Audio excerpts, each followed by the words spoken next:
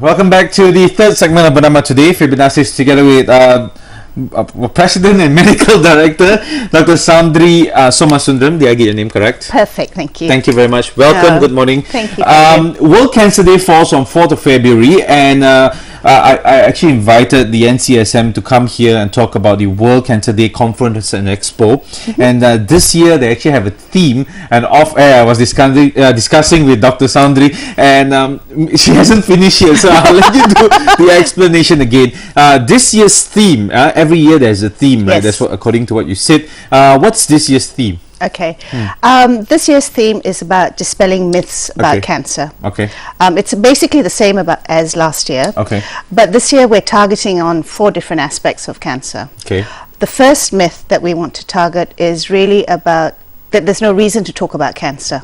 A lot of people think that, we're fatalistic about cancer, that there's nothing you can do about cancer, so why talk about it? Right. But what we want to say is that there's a lot you can do about cancer, and the scenario with cancer has changed so much over the years that there's things you can do in terms of prevention, finding it early, and treatment protocols. So there's a lot of things to talk about in terms of cancer. And there is also going to be a expo and also conference, right, happening on the 22nd, only one day? Yes, it's only for one day. Oh, okay. And this is going to be officiated by the Honourable Health Minister, Dr. S. Subramaniam. Where is this going to be held? It's going to be held... Now I see you asked me that.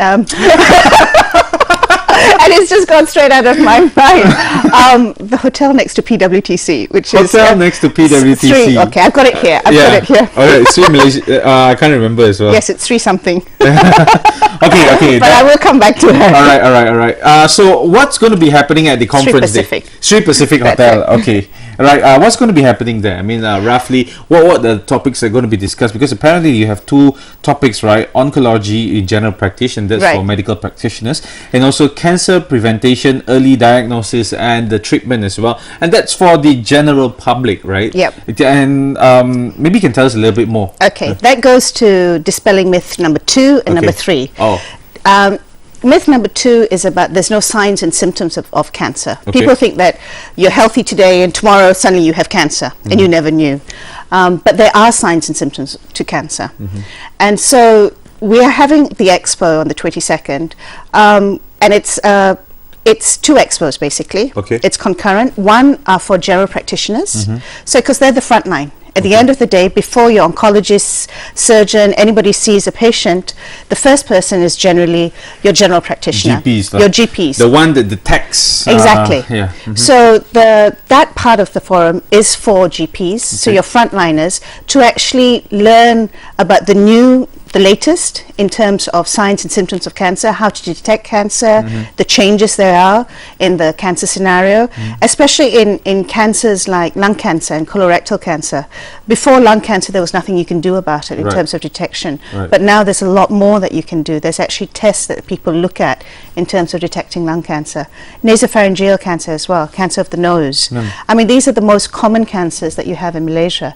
So it's proper that the frontliners know exactly what to look out for so that you can find the cancer early. Just want to double check with you, right? If you go for a blood test, you also could detect some signs from there. Am I right? I'll hit you now. I don't know. I know. Yeah. There's this misconception that there's a magic bullet in terms of doing tumor markers for cancer. That if you do your blood test and you look at all these tumor markers, you're going to be able to find out whether you have cancer or not. The reality is that tumor markers only work for prostate cancer. Because it's very specific. Only the prostate can release this chemical which you can pick up in the blood. For the other tumor markers, for breast, colorectal, for ovarian cancer, liver cancers and things like that, they're very non-specific. Which means that, say for ovarian cancer, people talk about doing a CA125.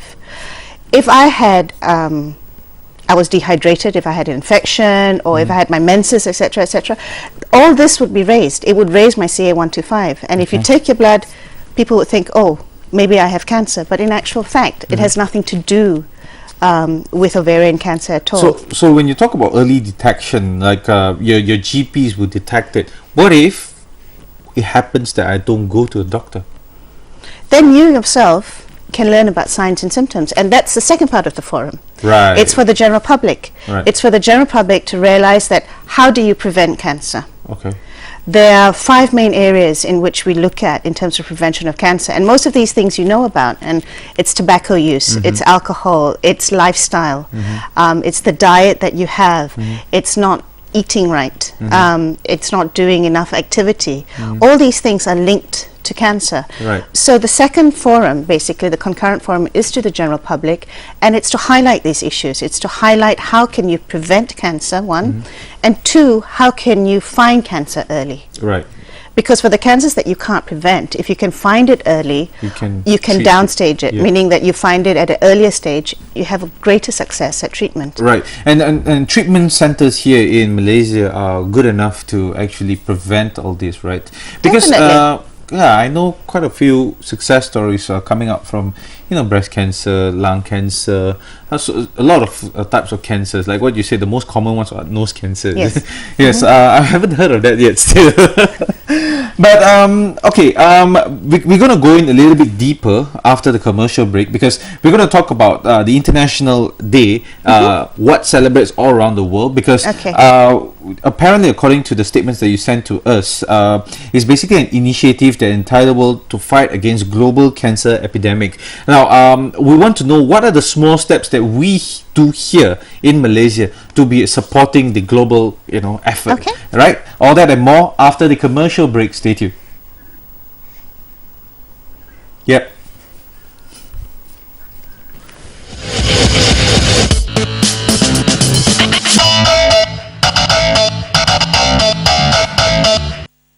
Travel, not because I like to travel. I travel so I can say this. What you're looking for is inside of you, and you should be in peace.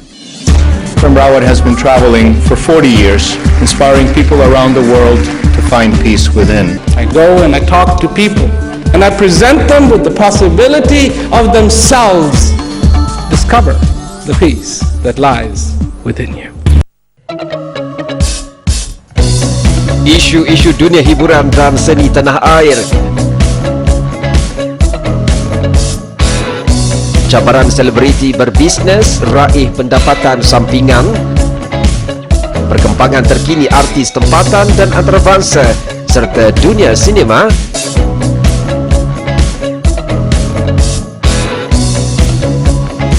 Segalanya disisipkan dengan penuh berinformasi dan santai menerusi program hiburan terbaru. Telesini bukan sekadar hiburan,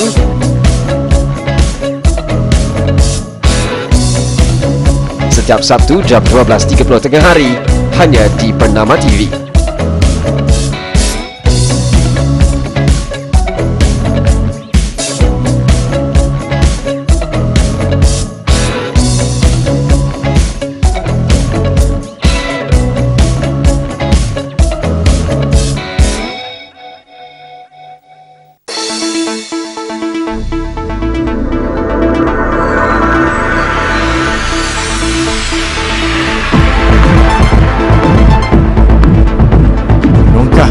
Masa mengupas isu semasa, jadi saluran pelbagai suara, segalanya baru dan benar di Berita Bernama TV.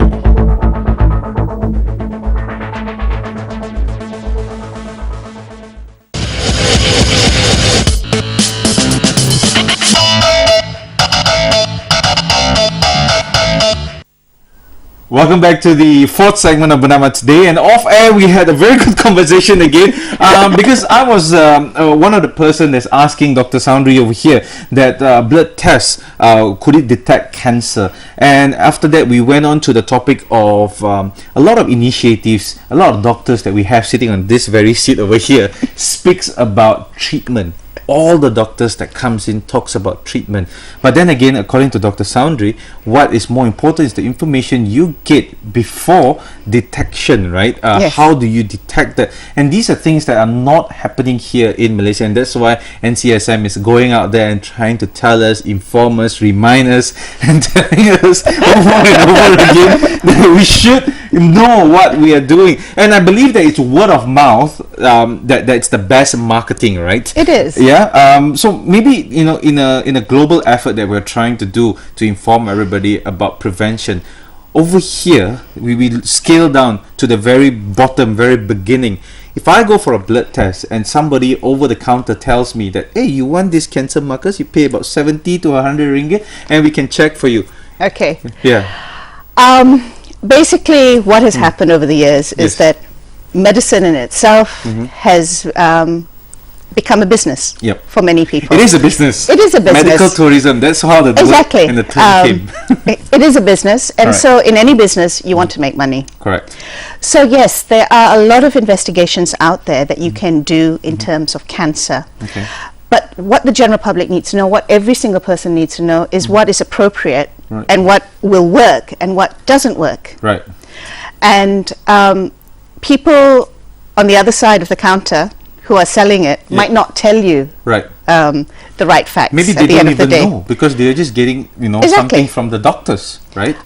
Exactly, and it's not just the doctors. Medicine has moved beyond the doctors now. Right. I think, as you know, beauty salons now are doing screening for breast cancer. Really? Yes. I didn't know that. I didn't know that. They'll market a machine and say that, I can check for breast cancer. And the general public say, wow, this is available, I'll do it. But they don't actually realize that the machine has not been proven to be the best possible way of checking for cancer. Okay. And two is that the person who is doing the check might not exactly, are not certified or, do not have the right information there is in terms of evaluating your risk for cancer and knowing whether you're high risk or low risk, etc., etc. And this has been going around for how long already? I mean, from your knowledge, how long has this been going around? Oh, I've been in this... no, I mean, this beauty salon thing is new. No, it's not. We've been fighting it for a long time. In terms see, you don't go to beauty salons, the right beauty salons.